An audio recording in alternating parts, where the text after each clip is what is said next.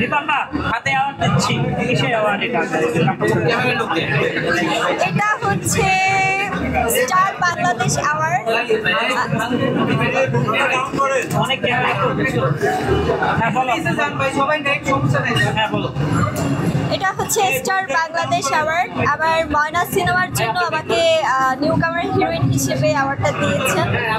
ভালো লাগছে, কারণ যতটুকু জানি এটা আমাদের জার্নালিস্ট ভাইদের প্রোগ্রাম, তো ভালো লাগছে সবাই যে এভাবে সম্মান করছে আমাকে। এই যে অনেকে আছে অ্যাওয়ার্ড, অনেকে অনুষ্ঠানে যায়, যাদেরকে চেনা যাচ্ছে না,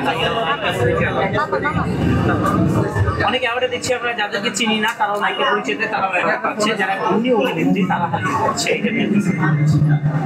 আচ্ছা, যারা নায়িকা না তারা অ্যাওয়ার্ড পাচ্ছে, মানে নায়িকা হিসেবে তারা কি সিনেমা করেনি? সিনেমা করছে, যেমন আপনি অনেক সিনেমা করছেন, আপনার সিনেমা পুরস্কার প্রাপ্ত, কিন্তু অনেকে চিনিও না, হয়তো নায়িকা পরিচয় দেয়, হয়তো বা দুদিন পরে তাকে নতুন গাড়ি দেখি, বাড়ি দেখি, দুবাই দেখি, এই বিষয়ে। আচ্ছা, আমি আমার বিষয়টা বলি, অন্যদের কথা নাই বা বলি, কারণ যেহেতু আমার এই বছরেই ভ্যালেন্টাইন্স ডেতে আমার সিনেমা ময়না সিনেমা রিলিজ হয়েছে, তার জন্যই আসলে আমার এই অ্যাওয়ার্ডগুলো। তো যেখানে আসলে সম্মানে দেওয়া মানে সম্মান করা হয়, সেখানে যে আমি আমার সম্মানটা আসলে রিসিভ করি। আর অন্যান্যদের ক্ষেত্রে কে কখন সিনেমা করেছে, আমার মনে হয় যে আমি এই বছরে যেহেতু আমি সিনেমা করেছি, আমার সিনেমা অলরেডি 3 থেকে 4 সপ্তাহ কিন্তু চলেছে। তো আমি যদি অ্যাওয়ার্ড পাই, এখানে যদি অনেকে অনেক কথা বলে বসে যে কি ব্যাপার, কি সিনেমা করেছে অ্যাওয়ার্ড পাচ্ছে না, অনেকের সিনেমা আছে আপনার 3 দিন পরে 5 দিন পরে হল থেকে নামিয়ে দিচ্ছে, তারা কিন্তু ওই প্রথম আলোর পুরস্কার পেয়ে যাচ্ছে। তো সেই হিসেবে আমার 3-4 সপ্তাহ ময়না সিনেমা চলেছে, আলহামদুলিল্লাহ। এটার জন্য যদি আমি কোথাও অ্যাওয়ার্ড পাই, এটা আমার জন্য অনেক বড় সম্মানের। ময়নায় আপনার কি ক্যারেক্টার ছিল? ময়না সিনেমা ময়নাটাই ছিলাম আমি। ওইটার ক্যারেক্টার ছিল একটা মানে 16-17 বছরের একটা মেয়ে, মানে ছোট থেকে বেড়ে ওঠা একটা মানুষের জীবনের লাইফে অনেক বাধা বিপত্তি, তারপর স্ট্রাগলার, এরকম একটা স্টোরি আসলে থাকে ময়নার। প্রেম, ভালোবাসা, বিয়ে, ডিভোর্স সব কিছুই থাকে ময়না সিনেমার মাঝে। যেহেতু এটা রিলিজ হয়ে গিয়েছে, এটা নিয়ে কথা বলতে কোনো বাধা নেই। যদি কখনো আপনার অ্যাপগুলোতে আসে, ওটিটিতে আসে, তখন আপনারা দেখবেন। আমরা এখন শুধু সিনেমা ঈদের সময় সিনেমা পাচ্ছি, আসলে দর্শকরা কিন্তু সবসময় সিনেমা দেখতে চায়, যেহেতু ভালো সিনেমা বাংলাদেশ হচ্ছে, এটার জন্য কি করবে? জি জি জি, শুধু ঈদেই সিনেমা পাচ্ছি, ছাড়া সিনেমা খুব কমই পাচ্ছি। এই দিনটা না আসলে একদিনের জন্য না, কয়েক বছর ধরে সবাই চিন্তা করে যে আসলে ঈদ ছাড়া মানুষ হলে যাচ্ছে না, যার কথা চিন্তা করে মানুষ সিনেমাগুলো আসলে ঈদ উপলক্ষেই রিলিজ দেয় এবং অন্যান্য দিনগুলোতে রিলিজ দিলে দর্শক হলে আসছে না। এই চিন্তাধারাটা আসলে আমাদের ইন্ডাস্ট্রি। তো আমাদের ইন্ডাস্ট্রি সবারই উচিত বছরে অ্যাটলিস্ট 10-12টা সিনেমা আসুক, আরও বেশি আসুক, এবং ঈদ ছাড়া সিনেমাগুলো রিলিজ দেওয়া হোক। এবং যদি আমরা পরিবর্তন না করি আমাদের এই ইন্ডাস্ট্রিতে, আমাদের কাজের পরিবর্তন না, সময়ের পরিবর্তনগুলো, তাহলে আমার মনে হয় যে সবাই ওই ঈদমুখী হবে হলে। তো এই ব্যাপারটা আসলে আমাদেরকেই চেঞ্জ করতে হবে। হ্যাঁ, তাণ্ডব সিনেমা দেখেছি। কেমন লেগেছে? হলে দেখিনি, বাট টিভিতে বসে বসে দেখেছি। এই জিনিসটাই বললাম, আসলে একটা সিনেমা আসার আগে টিভিতে চলে আসে, এটা তো এটা আমাদের জন্য খুবই খারাপ। এত টাকা খরচ করে, ইনভেস্ট করে, এত কষ্ট করে সিনেমা রিলিজ করা হয়, সেটা আমরা অ্যাপে পেয়ে যাচ্ছি, লিঙ্ক পেয়ে যাচ্ছি, যেখানে আমরা বসে বসে ঘরে বসেই সিনেমা দেখছি। তো আসলে আমি হলে যেয়ে সিনেমা দেখতে পছন্দ করি। শাকিব খান ভাইয়ের সিনেমা, সবার আগে আমি শাকিব খান ভাইয়ের সিনেমাই দেখি যতবারই সিনেমা রিলিজ হয়। বাট এবার আমি টিকিট পাচ্ছিলাম না, ঈদের পরপরই অনেকবার ট্রাই করেছি, তারপর হাতে পেয়ে গেলাম তাণ্ডব সিনেমার লিঙ্ক, তারপর ঘরে বসেই দেখে ফেললাম। গানটি ভালো, কেমন লেগেছে? ভালো লেগেছে, লাস্টের দিক থেকে আমার খুব ভালো লেগেছে। তবে শাকিব খান ভাইয়াকে বরবাদে যেভাবে দেখেছি, তুফানে যেভাবে দেখেছি, তাণ্ডবে আসলে আমার কাছে সব কিছু মনে হয়েছে যে একটু মানে শাকিব ভাইয়া যেই টাইপের ওইটা আসলে আমি পাইনি। মনে হচ্ছে যে কিছুটা ওভার অ্যাক্টিং করছে, মানে তাকে দিয়ে করানোর ট্রাই করেছে, বাট ওটা আসলে হয়নি। জয়া আহসান আপু খুব ভালো করেছেন এবং অন্যান্য যারাই ছিলেন, সাবিলা নূর আপু যারাই ছিলেন খুবই ভালো করেছে। সাবিলা নূর আপুকে বড় পর্দায় খুবই ভালো লেগেছে, একদম তামিল হিরোইনদের মতো লাগছিল। আমার আরেকটা প্রশ্ন, সেটা হচ্ছে আমরা দেখছি বিভিন্ন জায়গায় যে নায়িকাদের পিছনে কিছু লোক করে সেলফি তুলছেন, সেটা ভাইরাল করছেন, যে বলছেন আমার বন্ধু, আমার ফ্রেন্ড, কিংবা আমি নায়িকা বানিয়েছি, আমি মডেল বানিয়েছি। এটা নিয়ে কিছু অসাধু ব্যবসায়ী আছে যে নায়িকাদের পিছনে ছবি তুলে তারা গ্রাম থেকে মেয়ে নিয়ে আসেন, তাদের মডেল বানানোর চেষ্টা করেন। এই বিষয়টা আপনাদের উপরে প্রভাব পড়ছে, এটা নিয়ে আসলে কি বলার আছে? আসলে একটা ঘরে যখন একটা সন্তানের বদনাম হয় তখন কিন্তু পুরো ঘরটাই কিন্তু বদনামে পরিণত হয়। তো আমার ইন্ডাস্ট্রিটা হচ্ছে আমার ঘর, এখানে যদি আমাদের একজন আর্টিস্টের বদনাম হয় এটা কিন্তু আমরা বুঝি না। আমরা কি করি, একজন আর্টিস্ট অন্য আর্টিস্টকে কীভাবে ডমিনেট করব, কীভাবে দাবিয়ে রাখবো, সেই চিন্তাটাই করি। আমরা কেউ চিন্তা করি না যে আমি ওর প্রশংসা করি, আমি তার প্রশংসা করি, একদিন না একদিন আমার প্রশংসা আরও 10 জন করবে, আজ নয়তো কাল।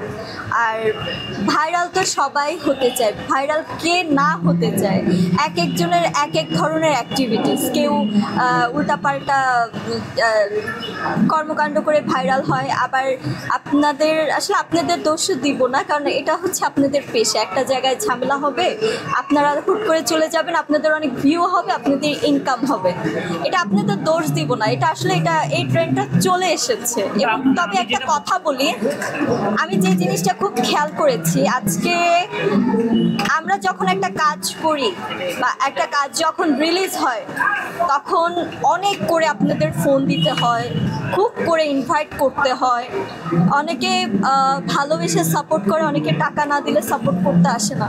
কিন্তু ঠিকই যখন ফেসবুকে একটা ঝামেলার পোস্ট দিয়ে দেয়, যাদেরকে কাজের সময় পায় না তারা এসে খোঁচানো শুরু করে দেয়, আপু কি ঝামেলা হয়েছে, কি হয়েছে। এখন আমাদের আসলে মন মানসিকতা পরিবর্তন করতে হবে। আমাদের কাজ, আমরা যে কাজটা করি, আমরা আসলে আমাদের শিল্পটাকে তুলে ধরতে চাই। তো আমাদের শিল্পটাকে তুলে ধরা হোক। কোনো একটা ঝামেলা হবে সংসারে, পারিবারিক, কোন আর্টিস্টে কার সাথে প্রেম করলো, কার সাথে লুকিয়ে বিয়ে করলো, কার কয়টা বাচ্চা হলো, কে দুবাই গেল, কে সৌদি আরব গেল, কে ইউএসএ গেলো, এটা দেখার দরকার নেই। প্রত্যেকটা মানুষের পার্সোনাল ব্যাপার থাকে। আজকে আপনি না খেয়ে থাকলে আপনাকে কিন্তু দুনালা ভাত খাওয়াবে না অন্য কেউ এসে। তো আপনার রিজিক আপনারই অর্জন করতে হবে। তো মানুষের পিছনে না লেগে মানুষের ভালোটার পিছনে লাগা আসলে উচিত। আমরা কেউ একদম শুদ্ধ না, আমরা কেউ ভালো না, আবার কেউ খারাপ না, সবার মাঝেই ভালো খারাপ থাকে।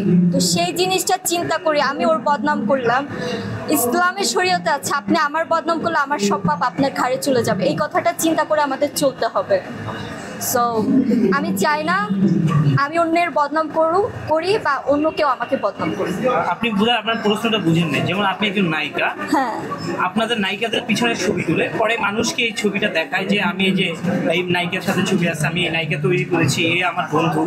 দেখানোর পরে কিছু গ্রাম থেকে মেয়েকে দেখায়, দেখানোর পরে তাদেরকে নায়িকা বানানোর চেষ্টা করে, মডেল বানানোর কথা ঢাকায় আয় না, তাদের সাথে অসাধু কাজ করে। এরকমের লোক আছে, আমরা দেখছি। এবং আমরা মিষ্টি জান্নাতের গাড়িতেও সেই লোককে দেখেছি, ভাইরাল হয়েছে, এবং সে এই টাইপের নিজেই ক্যাপশন দিতে বলছে। এই বিষয়টা আপনি বলবেন? এই ব্যাপারগুলো আমরাও ফেস করেছি। ধরেন আজ আপনি যদি আমার সাথে সেলফি তুলেন, আপনাকে ইন্ডাস্ট্রি কেউ চিনে না, বাট এই ছবি, এই যে নায়িকা রাজরিপার সাথে আমার পিক অন্য মেয়েকে লোভ লালসা দেখাচ্ছে এবং সেখানে মিথ্যা কথা বলা হচ্ছে, হয়তো রাজরিপা আমার গার্লফ্রেন্ড ছিল বা রাজরিপার সাথে আমার অমুক তমুক একটা সম্পর্ক ছিল। আসলে এটা হচ্ছে তাদের চিন্তাধারা। আমি। তারা আজান দিচ্ছে। না না না জানো। তাদের এই বাজে চিন্তা ভাবনার জন্য আসলে আমাদের ইন্ডাস্ট্রিতে অনেক হয়তো ভালো শিল্পী এসেও কিন্তু হারিয়ে যাচ্ছে এবং নিজেকে অনেক কিছু মনে করছে যে এটা স্বাভাবিক, পাবলিক ফিগারের পাশে দাঁড়িয়ে ছবি তুলতে কে না চায়।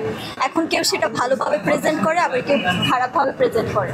এখন আপনি একটা কথা বলছেন বৃষ্টি জান্নাত আপু একজনের গাড়িতে উঠেছে, সে আবার ক্যাপশন দিয়েছে। মানে সেই ক্যাপশন গাড়িতে যে লোকটি উঠেছে সেই বলছে যে দেখেছো আমি উঠেছি, ক্যাপশনটা দিও, হ্যাঁ হ্যাঁ ওইভাবে দিও, যেন সে ভাইরাল হয়। ভাইরালের জন্য সে কাজটা করেনি। কিভাবে ভাবলেন সে ভাইরালের জন্য এই কাজটা করেছে? সে তো নিজেই বলছে ক্যাপশন দিও, উল্টাপাল্টা ক্যাপশন নিজেই বলেছে। একটা মানুষের সাথে সম্পর্ক থাকতেই পারে, ফ্রেন্ডলি হোক বা এটা তাদের ইন্টারনাল ব্যাপার, কিন্তু আমি বলবো যে এখানে যেহেতু সম্মানের ব্যাপার, যেহেতু আপনাদের মতো আরো 10 জন ইউটিউবাররা তাদের সামনে চলে এসেছে, ফেস টু ফেস হয়েছে, যেটা চায়নি, পারিবারিকভাবে ঝামেলা হচ্ছে, ওটাকে আসলে কন্ট্রোল করার জন্যই নিজেকেই আসলে তুলে ধরা যে ও এটা তো আমি ইচ্ছা করেই করেছি, ব্যাপারটা ছিল এরকম। এটা হয় স্বাভাবিক। আমরা যতটুকু জানি আপনাদের হাত থেকে বাঁচতে তো আমি হবে না। জানি, যতটুকু জানি মিষ্টি জান্নাত এটার জন্য অনেক মামলা করেছেন অনেক সাংবাদিকের নামে, কিন্তু আসলে মামলাটা করেছেন মিষ্টি জান্নাতের নামে, হয়তো বা ভিডিও চুরি করে। সাংবাদিকদের নামে কেন মামলা করবে? ওই যে ওই লোক গাড়িতে উঠেছে, ওই লোককে হয়তো বা ক্যাপশন দিতে বলেছে অন্য তার নিজস্ব কোনো ইউটিউবারদেরকে দিয়ে, কিন্তু সেটা মিষ্টি জান্নাত দেখে সাংবাদিকদের নামে মামলা করেছেন, কারণ এটা অনেক গাড়িটা কে থামিয়েছিল এখানে?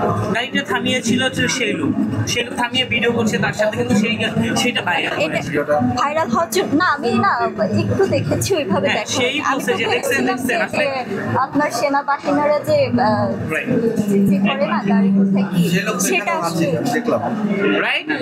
ওকে, তাহলে এখানে কি ফাঁসানো হয়েছে মিষ্টি জান্নাতকে? হ্যাঁ এরকমই তো। ধরেন আপনাকে বন্ধু পরিচয় দিচ্ছে, আপনি দাঁড়াচ্ছেন, আপনার সাথে ছবি তুলতেছে, একটু পরে বলো এটা তো আমার বন্ধু। আসলে যখনই নায়িকাদের হতে পারে মিষ্টি জান্নাত আপুকে ব্যাড অফার করেছে, সে অ্যাকসেপ্ট করেনি, এর জন্য তাকে ফাঁসিয়ে দিয়েছে। আন্দাজে কথা বলে তো লাভ নেই, কারণ আমি না বুঝে বদনাম করতে চাই না।